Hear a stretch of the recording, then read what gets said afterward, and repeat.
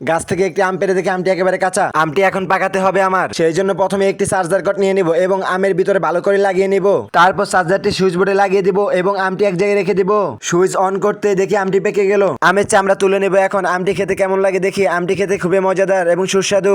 রাস্তা দিয়ে যাওয়ার সময় অনেক দুর্গন্ধ হয়। আশেপাশে তাকিয়ে দেখি নিচে কি যেন পড়ে আছে। হাই হাই, এখানে তো একটা পাখি মরে আছে। পাখিটি তুলে নিয়ে আমি কবর দিব। পাখিটি মাটিতে রেখে কবরের মাপ নিয়ে কবর খুঁড়ে নিব। কবর খোঁড়া শেষ হয়ে গেছে, এখন হাত দিয়ে মাটি তুলে নিব। তারপর পাখিটিকে কবরে রেখে দিব এবং উপরে অনেকগুলা লাঠি দিয়ে কলা পাতা দিয়ে দিব। তারপর এখন কবরে মাটি দিয়ে দেব এবং কবরটি সুন্দর করে দেওয়া শেষ হলো আমার।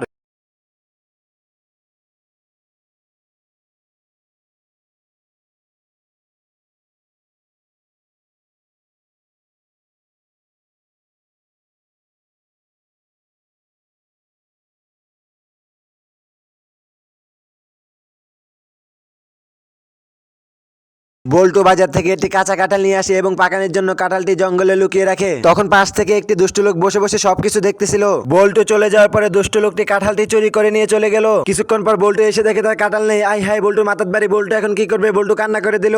গাছ থেকে গাব নিয়ে বল্টু বাড়ির দিকে যাইতেছিল। তখন একটি দুষ্ট লোক বল্টুকে দেখে বলে, আমাকে একটি গাব দাও প্লিজ। তখন বল্টু বলে, নো নো নো, এটা দেওয়া যাবে না, এটা আমার। তারপর বল্টু গাবগুলো এক জায়গায় লুকিয়ে রাখে এবং কলা পাতা দিয়ে ঢেকে দেয়। দুষ্ট লোকটি দূর থেকে সবকিছু দেখতেছিল। বল্টু ঘুমানোর পরে দুষ্ট লোকটি এসে তার গাবগুলো চুরি করে নিয়ে চলে গেল। কিছুক্ষণ পর বল্টু ঘুম থেকে উঠে তাড়াতাড়ি করে গাব নিতে গেল এবং দেখে তার গাবগুলা কে যেন চুরি করে নিয়ে চলে গেছে। হাই হাই, বল্টু অনেক কষ্ট পেয়েছে, সেই জন্য কান্না করতেছে। চিঙ্কু মাস্টার নদী পাশ দিয়ে যাওয়ার সময় হঠাৎ করে কিছু একটা দেখতে পায়। সাথে সাথে বক্সটি তুলে হাতে নিল। তারপর অনেক কষ্ট করে চিঙ্কু মাস্টার বক্সে মুখটি খুলে দেখে তার মধ্যে অনেকগুলো ডায়মন্ড। এগুলা বিক্রি করে এখন সে অনেক কোটিপতি হয়ে যাবে। রাজু রাজু দেখ, আমার গাছে আম ধরেছে। আমগুলা ভালো করে পাকেনি, সেই জন্য রেখে চলে যাব। কিছুদিন পর এসে দেখি আমার গাছের আমগুলা কে যেন চুরি করে নিয়ে গেছে। হাই হাই, আমার তো মাথার বাড়ি, আমি এখন কান্না করে দিলাম।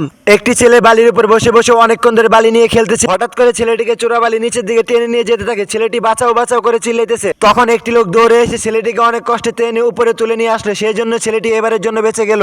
রাস্তা দিয়ে হেঁটে আসার সময় হঠাৎ করে পটকা গাছ দেখতে পাই। তখনই ছোটবেলায় কত মনে পড়ে গেল, তাই কতগুলো পটকা ছিঁড়ে নিলাম। এখন এগুলো মাথায় ভিতরে ফোটাবো। এগুলো ফোটাতে খুবই ভালো লাগে। বাচ্চারা তোমরা চাইলে এগুলো দিয়ে এখন খেলতে পারো। একটি লোক বসে বসে জুস খাইতেছে। তখন মনে হলো গ্লাসটি দিয়ে একটি কাজ করা যাবে, তাই দড়ি দিয়ে গ্লাসটি বেঁধে নিল। তারপর পেঁপে গাছের সাথে দড়িটি বেঁধে দিল। এখন পেঁপে গাছে একটি লাঠি লাগিয়ে দিল। ফোটা ফোটা রস পরে গ্লাসটি ভরে গেল। কিছুক্ষণ পর লোকটি এসে দেখে গ্লাসটি ভরে গেছে। তারপর লোকটি গাছ থেকে গ্লাসটি খুলে নেয় এবং সমস্ত জুসগুলা খেয়ে নেয়। এগুলা খেলে অনেক শক্তি হয় শরীরে। একটি ছেলে অনেক কষ্ট করে লাঠি দিয়ে মাটি কাটতে থাকে। তখন পাশ থেকে একটি লোক ছেলেটিকে কষ্ট করতে দেখে তার জন্য একটি বেকু নিয়ে আসে। লোকটি লাঠিটি ফেলে দিয়ে ছেলেটাকে বলে, তুমি এখন থেকে এই বেকু দিয়ে মাটি কাটবে। তারপর থেকে ছেলেটা প্রতিদিন এই বেকুটা দিয়ে একটু একটু করে মাটি কাটতে থাকে। ধীরে ধীরে ছেলেটা অনেকগুলা মাটি কেটে ফেলে এবং অনেক খুশি হয়। নিম পাতার চা বানিয়ে বসে বসে খাইতেছিলাম। তখনই বারবার নিম পাতা মুখে চলে আসে। সেই জন্য বুদ্ধি করে আরেকটি পাত্র নিয়ে আসি এবং বেলেট দিয়ে কাপের নিচে ফুটা করে দেই এবং এই কাপটি চায়ের উপর দিলে সমস্ত চা গুলো উপরে আসে এবং পাতাগুলো নিচে পড়ে যায়। এভাবে চা খেলে আর নিম পাতা মুখে আসবে না।